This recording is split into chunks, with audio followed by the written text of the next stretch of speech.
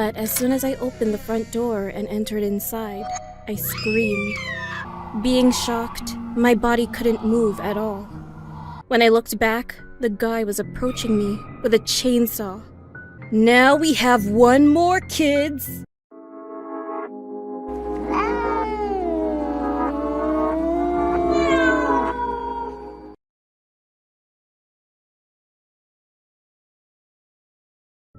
Two years ago, I met a man while I was taking a walk in the park in front of my house. He used to jog along the trail every day, and we would talk occasionally. Soon enough, we became friends. He seemed like a nice guy. Then one day, he came up to me and said, "Hey, I have 2 kids and I'll be home late tomorrow. Could you take care of them? I'll give you $150. My kids can't eat their meals by themselves." After considering it for a while, I soon accepted it, thinking that I would make a decent amount of money. He gave me his address, and the next day I headed over to his house.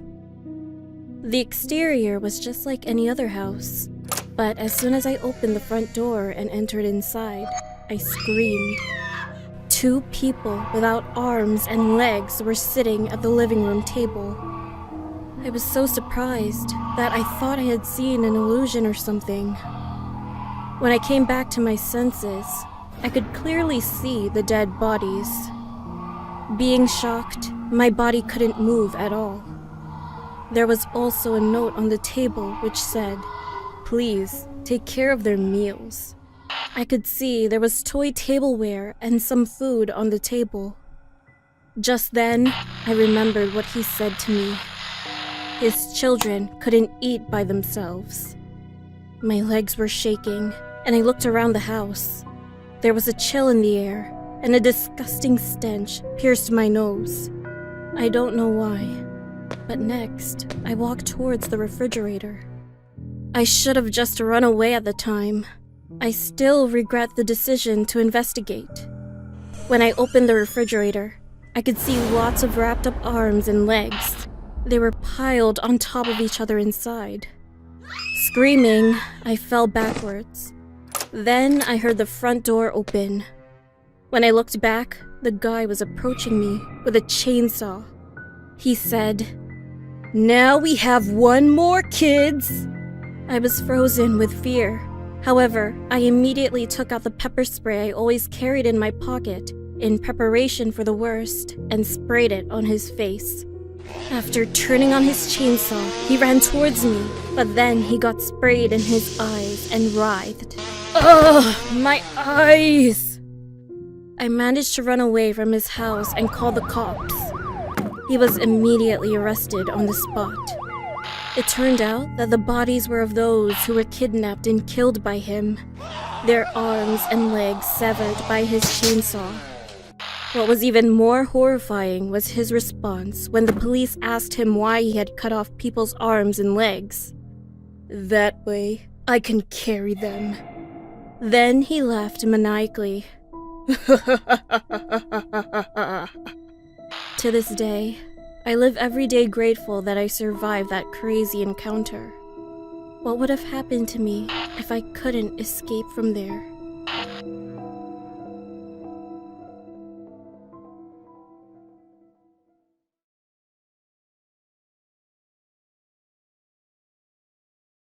I started babysitting in high school for some extra cash.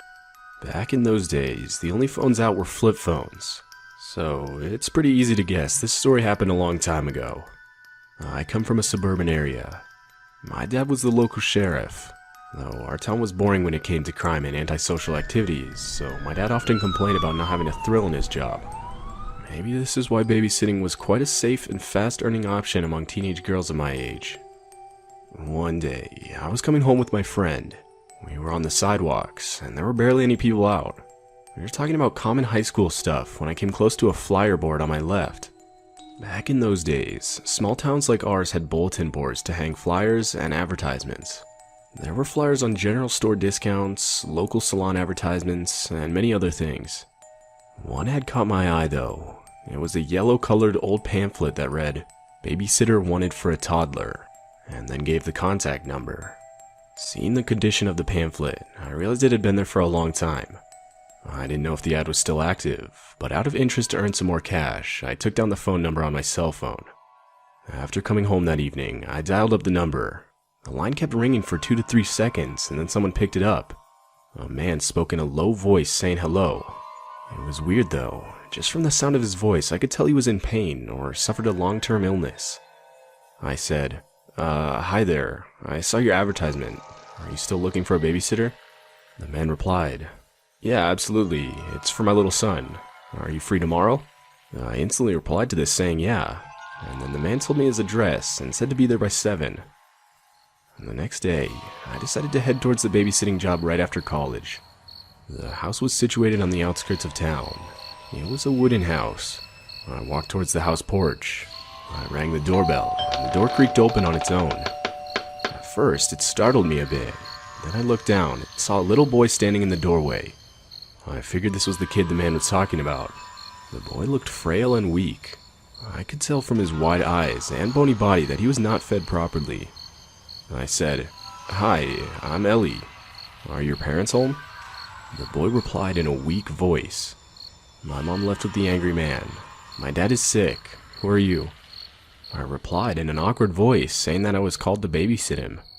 That's when I heard a man's sickly low voice coming from the back of the house. The voice told the kid to let me in. The kid looked at me once again and then let me in. The boy was probably 3 years old, but he looked in terrible condition. The house interior was stuffy and messy. It had been a long time since someone had cleaned that house, I could tell. At the end of the living room, I saw a bedroom door in the left corner. The boy pointed out in that direction and said, that's my dad's room.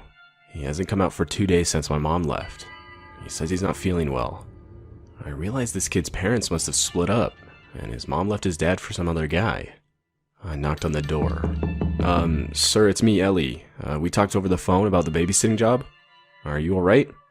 The man replied in the same voice. I'm fine. I just need some privacy and rest. If you could please go to the kitchen and prepare some food for my son. He hasn't eaten for 2 days. And then go to the couch. You'll find a phone directory.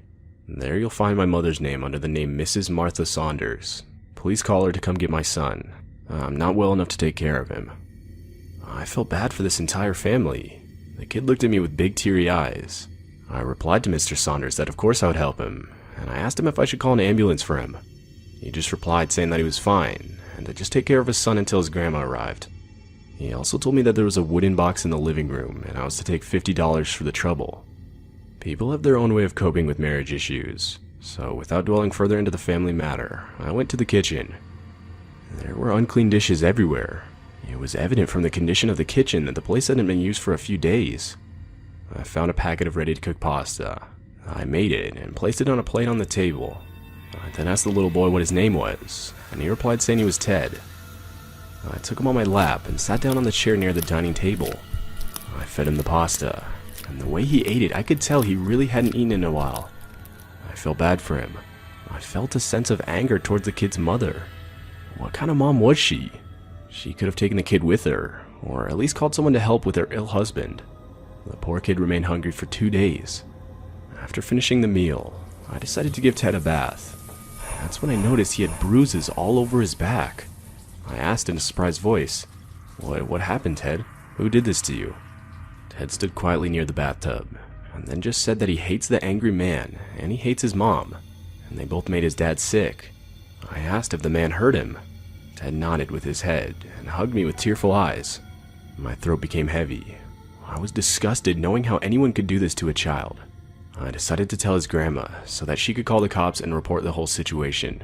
The man he was talking about was probably his mom's boyfriend. I thought they both deserved to be in jail. I cleaned Ted and dressed him in his new clothes. Ted smiled for the first time and said, "You're a lot nicer than the other babysitters so far." My mom often went out, leaving me with the babysitter whenever my dad wasn't home. I combed the kid's hair and asked him if he would like to show his dad. I was expecting a joyful expression, but instead, I saw Ted's face changing color. His face turned all pale and scared. He replied, "We shouldn't go to my dad's room. He scares me when he talks." In a confused tone, I asked how his own dad scared him. Ted looked around and then said in a low voice, "His lips never move." He doesn't even blink his eyes. He just keeps staring, and a voice comes out of him. I get scared when he does that. The hair on the back of my neck stood up. I replied in a panicked voice, "Well, what do you mean?" Ted replied with his mom, and the angry man shouted at his dad. His dad then told him to leave, and he heard fighting in his dad's room. But after some time, his mom and the angry man came out and left immediately. He said he went to his dad's room and saw him lying on his bed like that, and he said he didn't go to his room anymore. He just talks from the inside, and Ted stands out near the closed door. His dad told him to wait for the next babysitter, and that he said surely someone would come after seeing the ads. I bolted out of the bathroom and rushed towards the bedroom where Mr. Saunders spoke to me. As I opened the door, a foul smell of dead flesh suffocated my lungs. I saw a rotten, dead body of a man laying on the bed. He was stabbed vigorously in the stomach. Clotted blood was all over the bed sheets and his clothes. His eyes were still wide open, looking directly at me. I came out of the room and felt sick to my stomach. Ted started to sob terribly seeing me react that way. He said in a sobbing voice, "Don't get sick like Dad. Please, I'm scared of being here alone." I sat down and gathered my thoughts. I hugged Ted close to my chest and eventually called 911 and his grandmother. And the paramedics took out the dead body. Mrs. Saunders kept crying while holding her grandson. The cops investigated the case, and the horrifying story shivered our town. Ted's mom had an affair with a drug dealer. Out of anger and frustration, Mr. Saunders denied and rebuked his wife for what she did. The argument led to a fight, and the drug dealer boyfriend stabbed Ted's dad to death. Due to the fear of getting caught, Ted's mom ran away with the drug dealer, leaving poor Ted all alone with his father's corpse. To this day, this story still terrifies me when I recall Mr. Saunders speaking to me at first when I arrived. I recently went to go visit Ted, and he's now living with his grandma. The kid looked a lot happier last time I saw him. His grandma told me to take the money, as I did do the babysitting job. She thanked me profusely, saying that without me her grandson would have died too. She then handed me the money, and I went home. I still don't know whether it was real or my mind playing some trick on my imagination, but whenever I close my eyes, I still remember how clearly the ghost of Mr. Saunders spoke to me that night.